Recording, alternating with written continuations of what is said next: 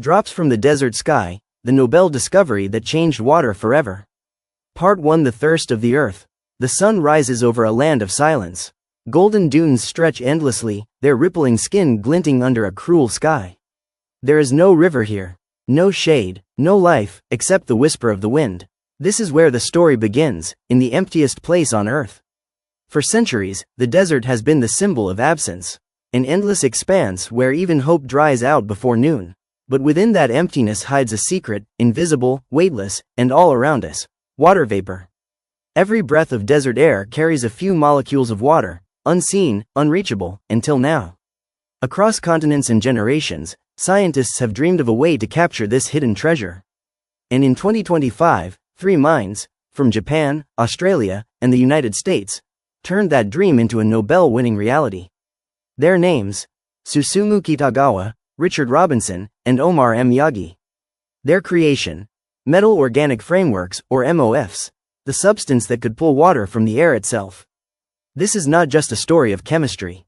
It is the story of humanity's oldest struggle, the search for water, and the moment when science turned scarcity into possibility.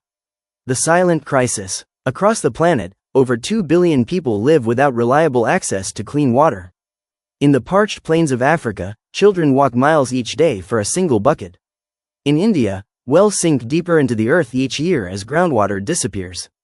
In Chile's Atacama Desert, farmers watch their fields turn to dust. And in California, reservoirs shrink beneath record-breaking heat. Climate change has tightened its grip.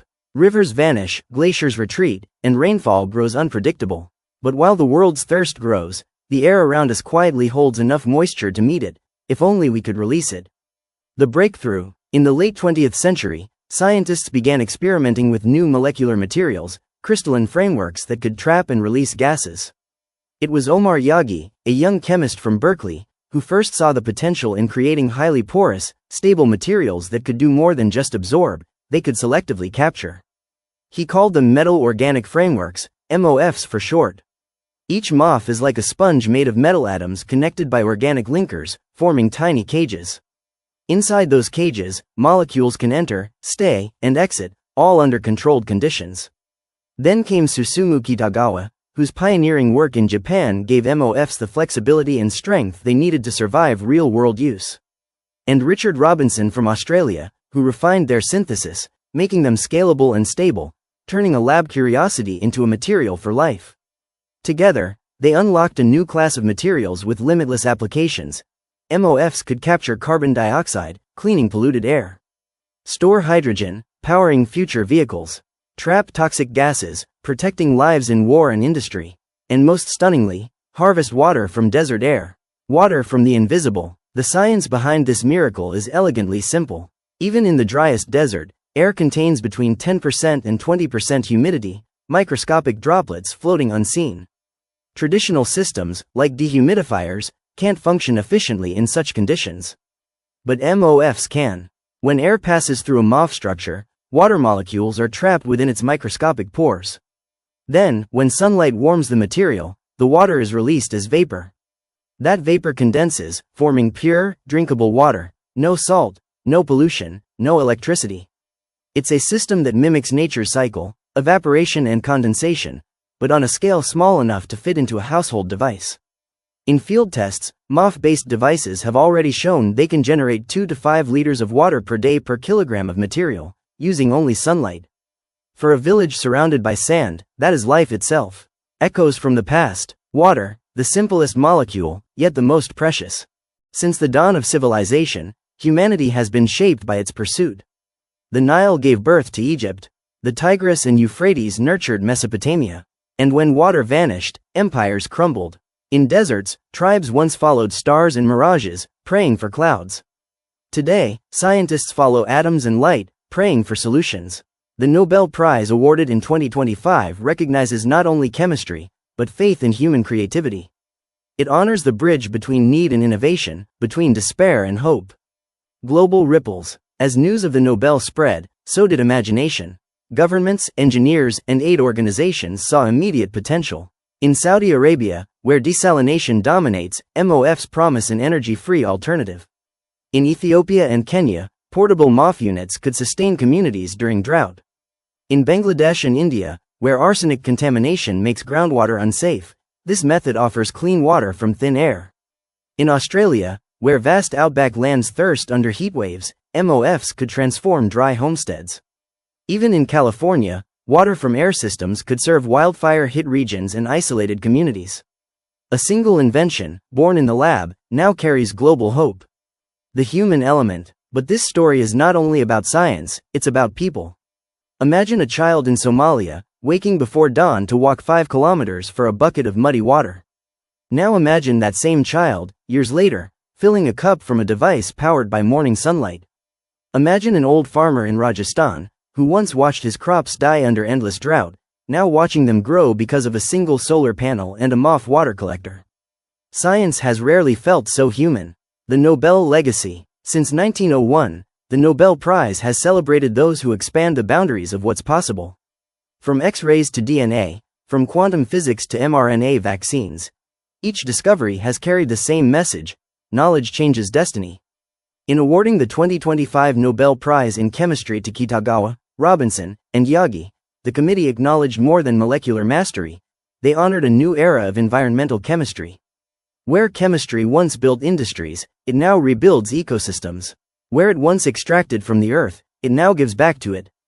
This is the chemistry of survival. A drop of hope. As the sun sets on the dunes, light bends across the sky, painting the air in shades of amber. In that air, invisible, infinite, lies our most precious resource. And now, for the first time, humanity has the key to unlock it. What began as a scientific curiosity has become a symbol of renewal, proof that even in the driest corners of existence, hope can condense from the air itself. This is only the beginning. Part 2. The world awakens to the miracle. The world does not change all at once. It begins with whispers, an idea, a spark, a discovery that travels like wind through minds and borders. When the news broke that scientists had pulled water from desert air, the first reaction was disbelief. Impossible, some said. A miracle, said others. But as laboratories replicated the process, and droplets of clear water formed where there had been none, wonder turned into proof. The Nobel Prize had done more than honor chemistry. It had ignited a global awakening. From laboratories to life. At the University of California, where Professor Omar Yagi once dreamed of materials that breathe, the first prototypes were small boxes filled with crystalline powder. When placed in sunlight, they began to glisten, not from heat, but from moisture. Inside, MOFs absorbed invisible vapor and, within hours, released droplets of water pure enough to drink. In Kyoto, Professor Susumu Kitagawa refined the structures, creating MOFs that could absorb at lower humidity and release water faster. In Sydney, Dr. Richard Robinson's team worked to make the material strong enough for desert winds, scaling it from grams to kilograms. Their combined work laid the foundation for a new class of devices: air water harvesters, simple, silent machines powered only by the sun. The first field trials. The first field tests began not in the laboratories of the wealthy world, but in the places that needed it most. In Kenya's Turkana region, engineers set up MOF water units in villages where women once spent half their day walking for water. Under the dry African sky, the machines drew the invisible, and by afternoon, villagers gathered around clear containers filling drop by drop. Children laughed as they tasted water they did not have to fetch. For them, it was not science. It was magic. In India's Rajasthan, scientists partnered with local farmers. The goal was simple: if they could produce enough water to irrigate small vegetable gardens, food could grow where only dust had ruled. Weeks later, they harvested not just crops, but belief that this technology could break a cycle of drought older than memory. And in Chile's Atacama Desert, one of the driest places on Earth, the tests exceeded expectations. At less than 15% humidity, the MOF still collected usable water, a result that stunned climatologists. The technology expands. By 2026, startups and research centers across continents began adapting MOFs for local use. In California, solar-powered hydro home systems appeared in wildfire recovery zones, giving displaced families access to safe water. In Bangladesh, NGOs tested portable versions for coastal areas where groundwater was saline and unsafe. In Australia's outback, ranchers installed large-scale MOF towers to support livestock during drought. And in Morocco's Sahara, the government began a pilot project, combining solar farms with MOF-based water systems to create sustainable oases. Step by step, drop by drop, the world began to see that air was no longer empty. Challenges on the horizon, but even miracles face obstacles. Scaling MOF production required metals like aluminum and zirconium, abundant, but not cheap. The structures had to withstand years of heat and sand, and though each device used only sunlight, producing millions of them required investment and political will. Scientists debated efficiency, economists debated cost, but in a world where billions spend hours daily searching for water, cost was not just measured in dollars, but in dignity. In a small Bangladeshi village near Khulna, a woman named Rashida Begum was among the first to test a local MOF device.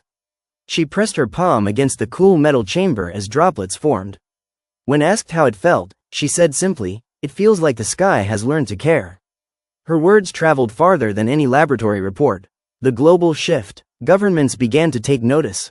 The United Arab Emirates invested in large-scale atmospheric water generation projects using MOFs to sustain desert resorts and military bases. India launched Project Amrit Dara, installing MOF-based systems in rural schools. China integrated MOFs into its renewable energy grid, pairing them with solar farms to create hybrid water energy hubs. The European Union funded Aqua Air, a cross-border initiative to develop MOF-powered water infrastructure for drought-prone southern Europe.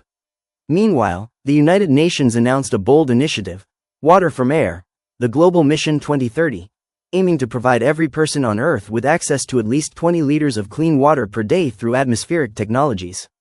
For the first time, the world's war on water scarcity had a common front.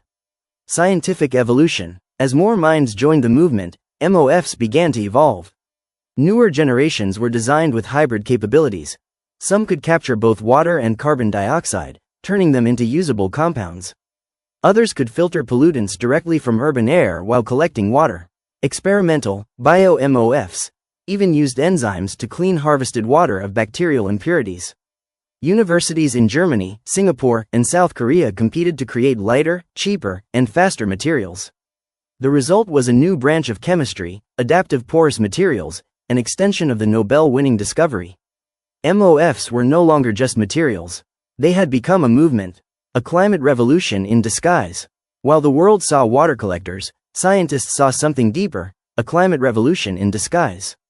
By pulling water vapor from the air, MOFs slightly reduce atmospheric humidity in targeted areas, cooling microclimates. By storing carbon dioxide, they help offset greenhouse gases. And because they operate without electricity, they fit perfectly into renewable energy ecosystems. In Africa's Sahel region, villages that combined solar panels with MOF harvesters saw cooler daytime temperatures and greener vegetation within months. In Australia, researchers observed improved soil moisture around MOF installations, proof that even passive systems could heal ecosystems.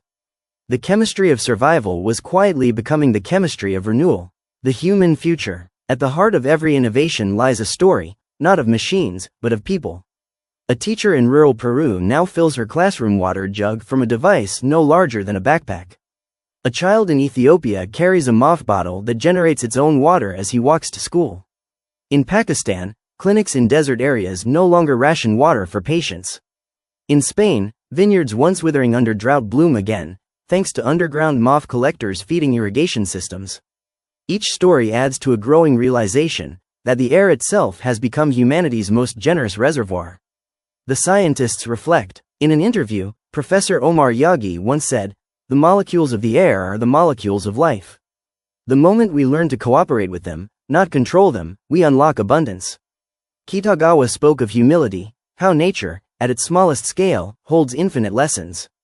And Robinson, the practical mind of the trio, summed it simply. Every drop is proof that science can serve the soul. Their words echo across classrooms, research centers, and villages, a quiet reminder that true discovery isn't about control, but about connection. The message to humanity. From the cold laboratories of Japan to the blazing deserts of Africa, this Nobel-winning technology carries one message. Humanity's survival no longer depends on conquering nature, it depends on understanding it. MOFs are not just structures of metal and carbon, they are symbols of a new relationship between humans and the planet. They remind us that within every molecule lies the potential for compassion, if we choose to see it. Part 3: The Age of the Air Economy. The world changes slowly, then all at once. It begins with one discovery, one spark that redefines what's possible. When the metal organic frameworks proved that water could be drawn from the air, it didn't just solve a crisis, it created a new economy. From deserts to boardrooms, from scientists to farmers, the idea spread like the wind it depended on. The air itself is now a resource. The rise of a new industry. Within 5 years of the Nobel announcement, a new global market had emerged, the atmospheric resource economy. Where once the world traded in oil, coal, and water rights, nations now began to invest in air technologies. Water from air, carbon capture, and atmospheric cooling systems, all driven by MOF chemistry. Startups called themselves Aqua Air, Sky Harvest, Hydro Cloud, and Airwell. Their laboratories buzzed with engineers, chemists, and dreamers, people who saw the air not as empty space, but as a living system. Governments responded quickly. India established air resource zones, granting tax benefits to companies producing MOF-based water systems. United States created the Clean Atmosphere Act, classifying air-harvested water as a renewable resource. Saudi Arabia and UAE invested billions to deploy atmospheric water stations across deserts, turning sunlight and air into sustainable infrastructure.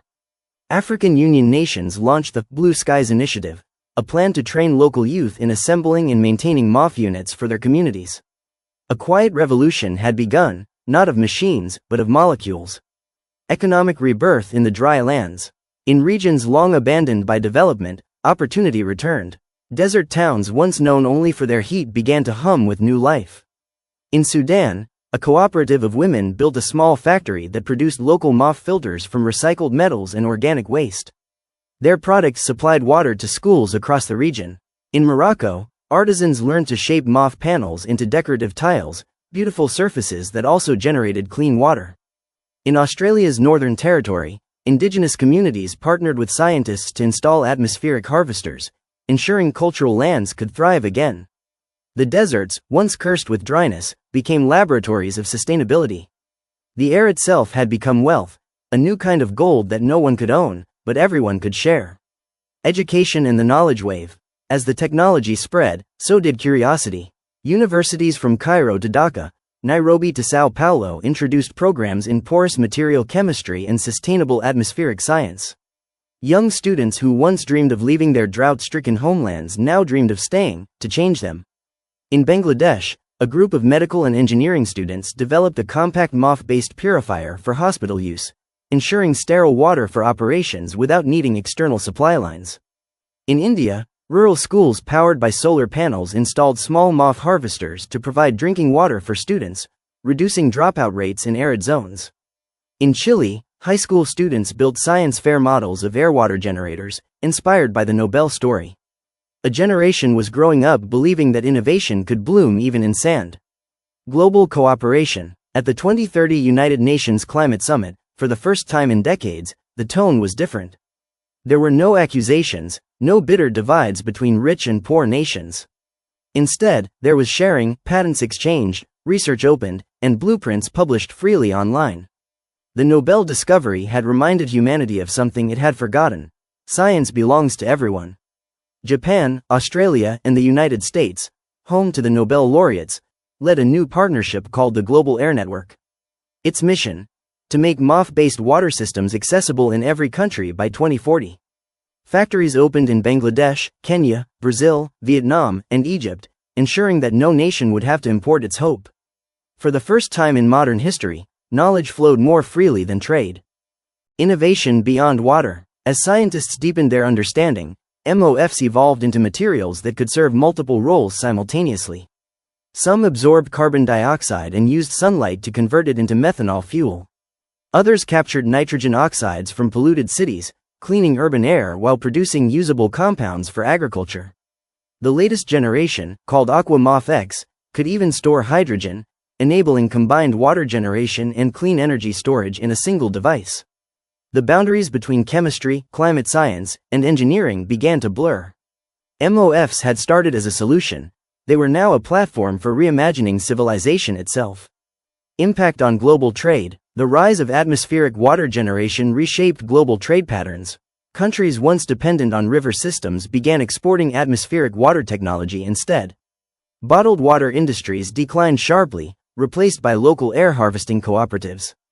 In Africa, regional markets developed for MOF powder and cartridges, creating jobs in design, maintenance, and research.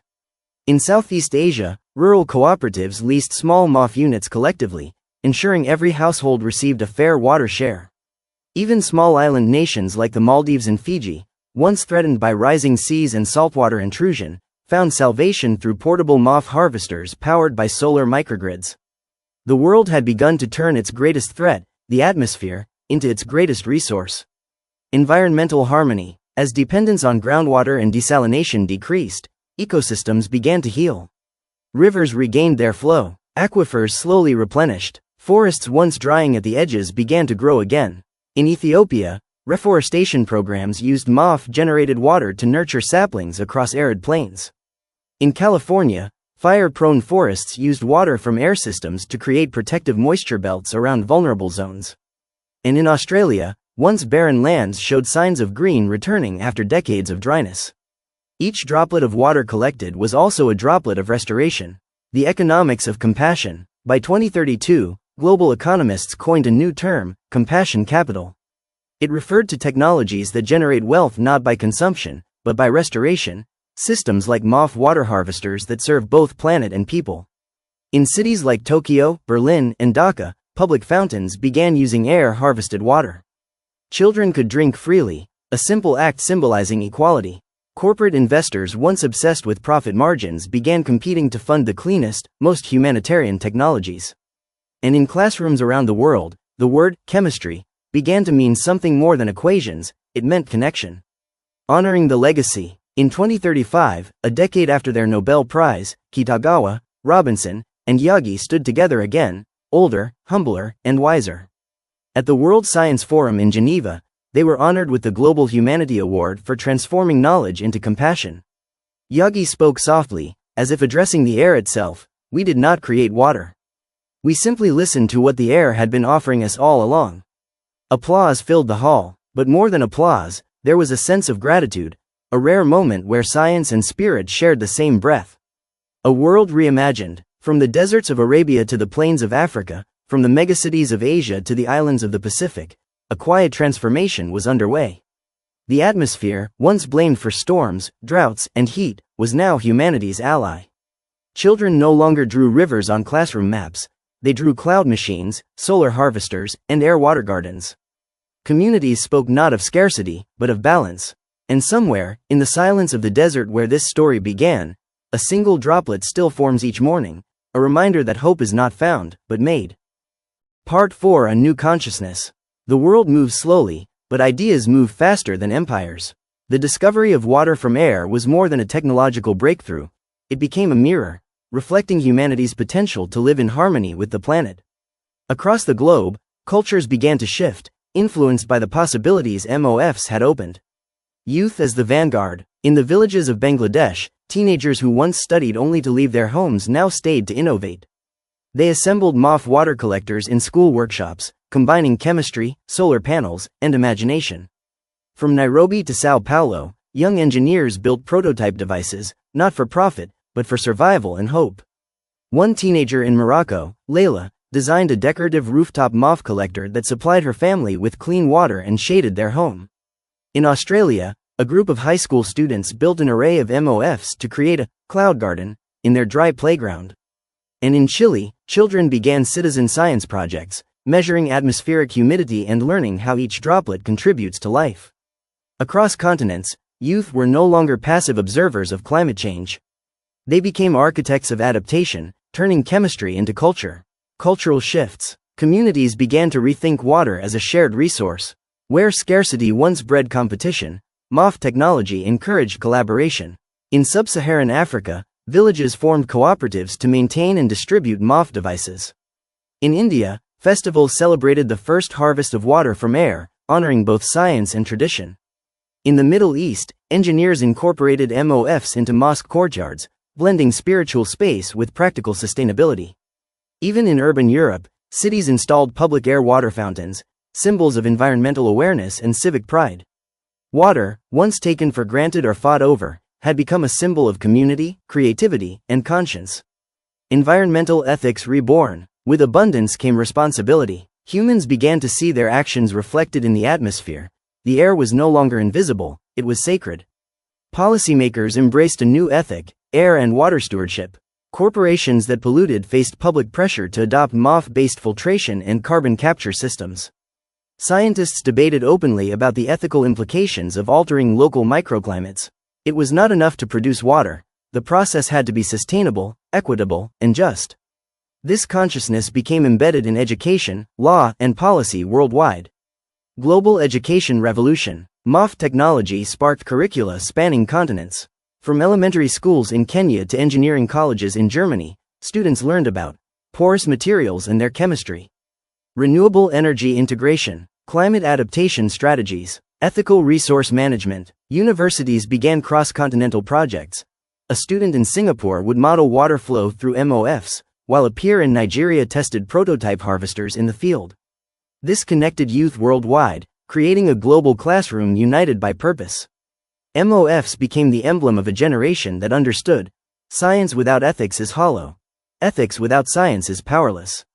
Humanity's relationship with technology. The Nobel-winning discovery reshaped our dialogue with technology. Before MOFs, machines extracted resources, water, fuel, minerals, often leaving destruction in their wake. Now, technology served as a partner to nature, working with invisible molecules, amplifying their potential rather than dominating them. In coastal Bangladesh, MOF systems absorbed moisture from monsoon winds, protecting communities from both saltwater intrusion and floods. In the Middle East, MOFs stabilized desert microclimates, allowing flora and fauna to reclaim lost territories. In California, air-water systems were paired with wildfire mitigation zones, integrating human safety with ecological resilience. Technology was no longer a tool of control. It became a tool of cooperation, a bridge between human ambition and planetary health. The arts and storytelling. The MOF revolution reached culture, literature, and art. Artists in Japan created installations that condensed air into sculptural waterflows. Poets in Egypt wrote verses about the desert drinking itself into life. Filmmakers in Mexico produced documentaries showing villagers harvesting airwater while children danced in droplets. Even musicians composed symphonies inspired by the rhythm of water emerging from thin air, a harmony of science and soul. The discovery was no longer confined to laboratories, it entered hearts, homes, and imagination. Global festivals and community celebrations. By 2035, cities and villages hosted annual air-water festivals. Rajasthan celebrated the first solar-driven water harvest. Nairobi hosted competitions for the most efficient MOF designs. Lisbon showcased public fountains using only harvested atmospheric water. Peru held cultural ceremonies thanking the air for giving life. The festivals symbolized a profound truth: water is culture, chemistry, and conscience united. Science meets spirituality. The discovery blurred lines between science and spirituality. Religious leaders spoke of water from air as a modern miracle, a gift requiring respect and care. Environmental philosophers wrote about molecular ethics, teaching that each droplet connects humans to the biosphere. Even global policy framed atmospheric water systems as part of the right to life, integrating MOFs into human rights agendas. Science, once perceived as cold and abstract, now nourished meaning, bridging intellect, empathy, and survival. Youth-led global networks. By 2040, youth-led organizations emerged to maintain and expand MOF networks. Aqua Youth Global coordinated local air-water cooperatives in over 50 countries. Cloud hackers created open-source designs for MOF generators using recycled materials. Air Guardians trained communities in maintenance, efficiency, and ethical usage. These networks made MOF systems self-sustaining and adaptable, ensuring that the Nobel discovery reached even the most remote areas. A vision for the future. From the Sahara to the Outback, from the Ganges Delta to the Andes, humanity began to live differently. Water was no longer simply a commodity. It was a link between people, cultures, and nations. Technology was no longer a threat. It was a partner with nature. Youth were no longer passive. They were leaders, innovators, and guardians of a shared global legacy. And in every corner of the planet, the lesson of the MOFs resonated. The air we breathe, the water we drink, the life we nurture, these are not possessions. They are responsibilities. Part 5: The Legacy of the Air. The sun rises over a transformed world. From the smallest village to sprawling cities, humanity has begun to live in rhythm with the invisible currents of life, the air itself. The Nobel Prize that once honored 3 scientists now represents a global awakening. It is not just chemistry. It is hope, resilience, and imagination made tangible. The future of water and climate. By 2045, MOF technology had expanded beyond water alone. Researchers had developed systems capable of harvesting water from the air even in extreme deserts and high-altitude regions, removing carbon dioxide while generating water, mitigating climate change simultaneously, storing clean energy in chemical bonds, integrating water generation with renewable energy systems. Desertification no longer spelled disaster. Rising seas no longer guaranteed saltwater intrusion. For the first time in centuries, humans had agency over scarcity, not by domination, but through partnership with nature. Global climate resilience. Communities worldwide adapted MOFs to meet local challenges. In Sahel Africa, village MOF networks stabilized soil and improved crop yields, reducing migration pressures. In California, urban MOFs captured humidity from coastal fog, supplying water to gardens and wildlife corridors. In Bangladesh, coastal MOF systems protected against saline intrusion while supporting aquaculture and farming. In Australia, outback MOF towers supported native vegetation, restoring biodiversity. The world was no longer reacting to climate change, it was co-creating resilience. MOFs and global sustainability. The Nobel-winning discovery reshaped global sustainability strategies. Cities integrated atmospheric water generation into urban planning. Renewable energy grids partnered with MOF units, producing water and power together. International treaties included MOF technology as part of water rights, making access to atmospheric water a global human right. This was a new era, one where technology, ecology, and ethics converged. Economic and social transformation. With MOFs, deserts became productive lands. Remote villages became hubs of innovation. Youth-led networks ensured equitable access. New industries arose, manufacturing MOFs locally, distributing air-water harvesters, maintaining equipment, and educating communities. Formerly water-scarce regions became centers of economic growth, reducing inequality and building resilience. Communities once forced to migrate in search of water now thrived in place, using knowledge and technology to create sustainable livelihoods. Humanity and the biosphere. MOFs taught a vital lesson. Our fate is tied to the molecules around us. When humans learned to cooperate with nature instead of exploit it, the planet responded. Forests began to regrow, aquifers replenished, deserts bloomed with green oases. Wildlife returned to lands once abandoned. Rivers flowed more steadily, and cities learned to integrate water, air, and energy into harmonious systems. The air was no longer empty, it was alive with possibility. The moral of the discovery. In every village, every laboratory, and every classroom, one truth became clear. Science without purpose is limited. Technology without ethics is dangerous. But when discovery meets compassion, humanity flourishes. The Nobel Prize that once celebrated molecular ingenuity now represents a global ethos. Knowledge is power, but wisdom is responsibility. Voices of the future. Children born in the 2030s grow up knowing that water can be harvested from air. They see MOFs as part of daily life, powering schools, irrigating fields, supplying cities. They inherit not scarcity, but tools to create abundance responsibly. Global leaders speak of MOFs not just as innovation, but as legacy, a gift from science to every human being. Artists, poets, and musicians continue to honor the invisible droplets that sustain life.